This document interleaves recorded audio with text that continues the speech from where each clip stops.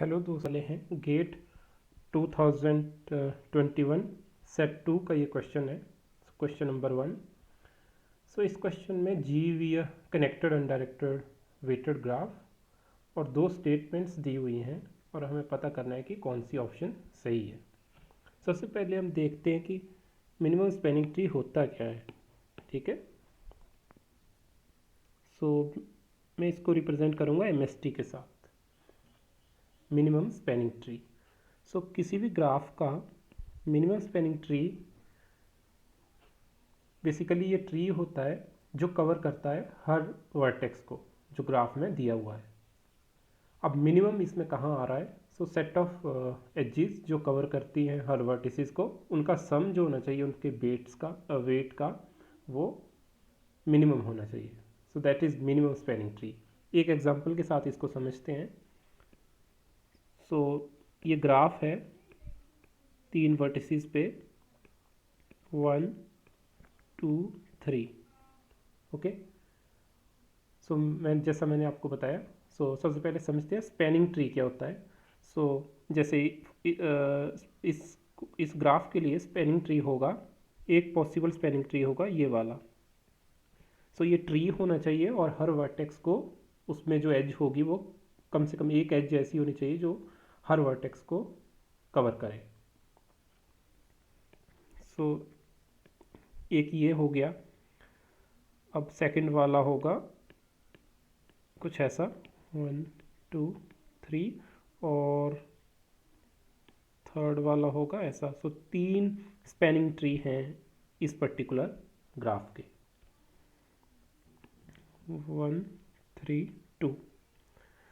ठीक है, अब मिनिमम का मतलब ये है कि जैसे इस पर्टिकुलर स्पैनिंग ट्री की बात करूं तो अभी तो इसमें एज वेट नहीं है। सो जब मान लो इसमें इनपुट ग्राफ में एज वेट है 5 4 6। ठीक है, सो इस एज पे वेट होगा 5, इस पे होगा 4। ठीक है, अब इस स्पैनिंग ट्री का जो मैंने हाईलाइट किया हुआ है इसका वेट कितना आएगा 5 + 4 विच इज़ 9। सेकंड वाले का वेट आएगा 5 + 6 इज गोइंग टू बी 11। ठीक है, और थर्ड वाले का वेट आएगा 10। सो इस पर्टिकुलर ग्राफ के लिए और इस पर्टिकुलर वेट असाइनमेंट्स के लिए मिनिमम स्पैनिंग ट्री होगा फर्स्ट वाला 9। ठीक है, सो किसी भी ग्राफ के लिए मिनिमम स्पैनिंग ट्री ऐसे होता है। सो इस केस में फर्स्ट वाला जो है वो है मिनिमम स्पैनिंग ट्री। ठीक है, सो अभी फर्स्ट स्टेटमेंट को समझते हैं। सो S1, सो इस क्वेश्चन में S1 स्टेटमेंट में ये दिया हुआ है कि there exist a minimum weight edge in G which is present in every minimum spanning tree of G। अब ये स्टेटमेंट ट्रू है या फॉल्स है ये देखना है। ठीक है, so there exist a minimum weight edge in G which is present in every minimum spanning tree of G। So इस क्वेश्चन को करने का ट्रिक ये है कि जो ग्राफ दिया हुआ है, अब ऐसा नहीं बोला है हमें ग्राफ में कि हर वेट जो होना चाहिए वो अलग होना चाहिए एजेस पे। सो एक इजी सा ग्राफ कंसीडर करते हैं 3 वर्टिसेस पे ट्राइंगल जैसा। ठीक है, 1 2 3 और हर एज पे वेट रखते हैं 5 5 5। ठीक है, अब इस केस में हमने देखा था लास्ट टाइम भी कि 3 मिनिमम स्पैनिंग ट्री बने थे।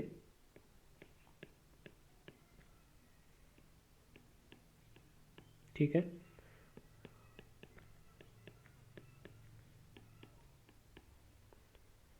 वन टू थ्री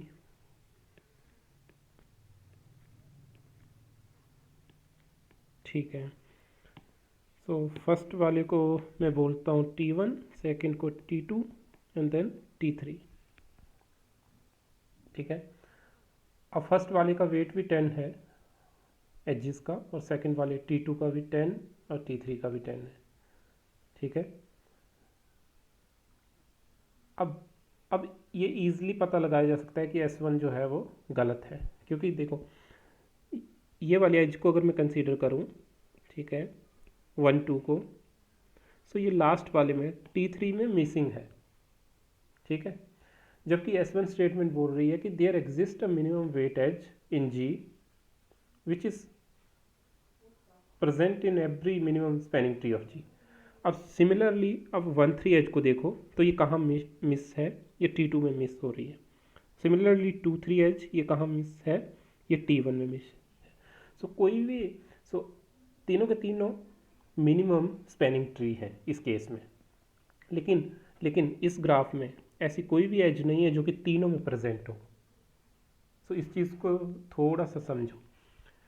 मैं क्या बोल रहा हूँ कि जो ग्राफ है, ट्राइंगल ग्राफ है, इसमें ऐसी कोई भी एज नहीं है जो कि इन तीनों मिनिमम स्पैनिंग ट्री में प्रेजेंट हो, ठीक है। सो ये स्टेटमेंट फॉल्स है, फर्स्ट वाली, ठीक है। सो S1 इज फॉल्स। अब सेकंड स्टेटमेंट को देखते हैं जो कि S2 है।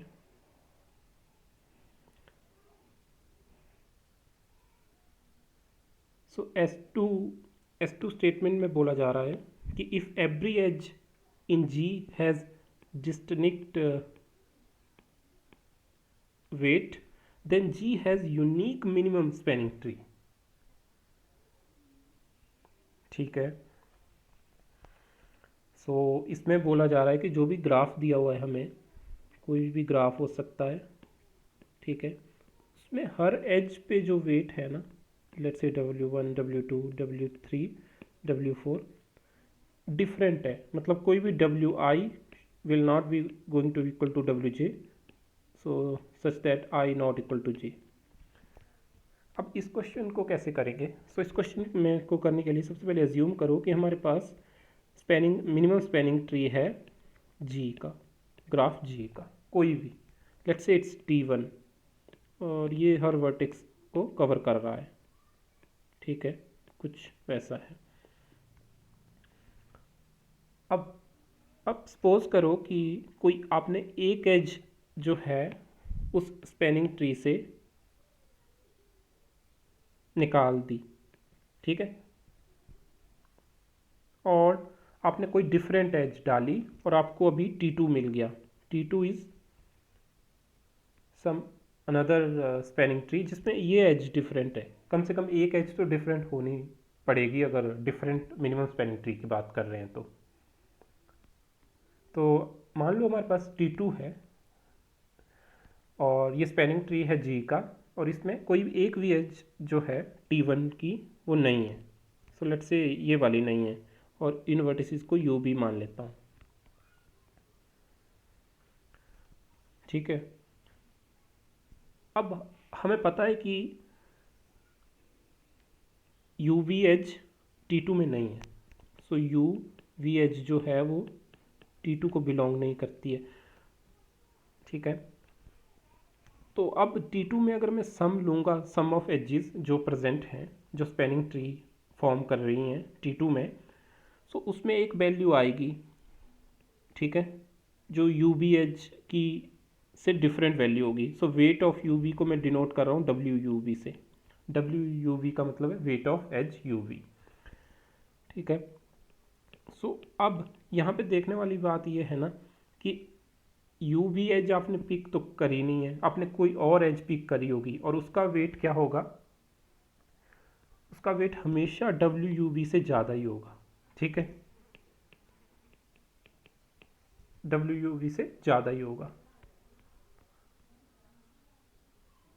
सो सो सो सो इस केस में क्या होगा, T2 के केस में क्या होगा कि जब आप सम करेंगे स्पैनिंग ट्री की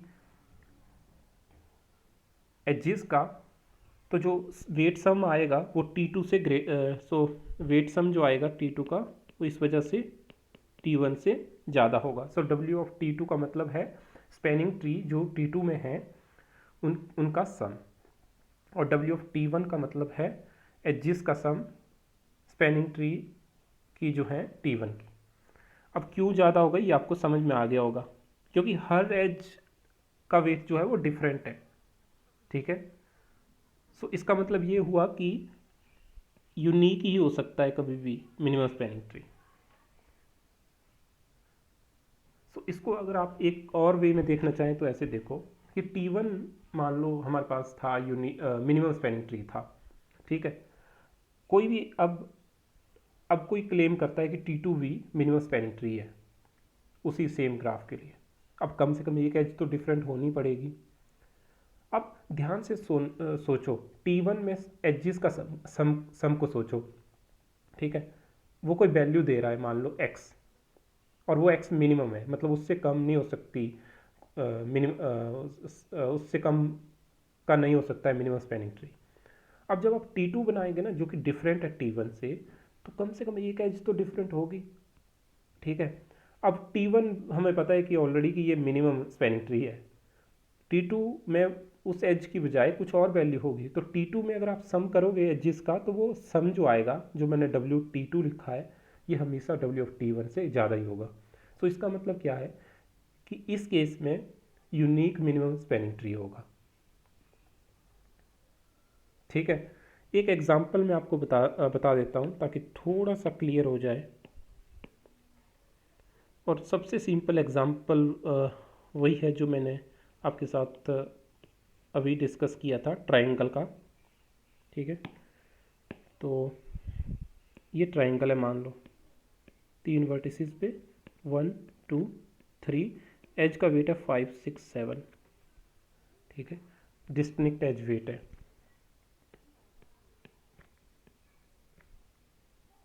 वन टू थ्री, दूसरा स्पैनिंग ट्री बनेगा कुछ ऐसा, और तीसरा स्पैनिंग ट्री कुछ ऐसा 1 3 2, एज वेट ये है, इसमें 5 6 है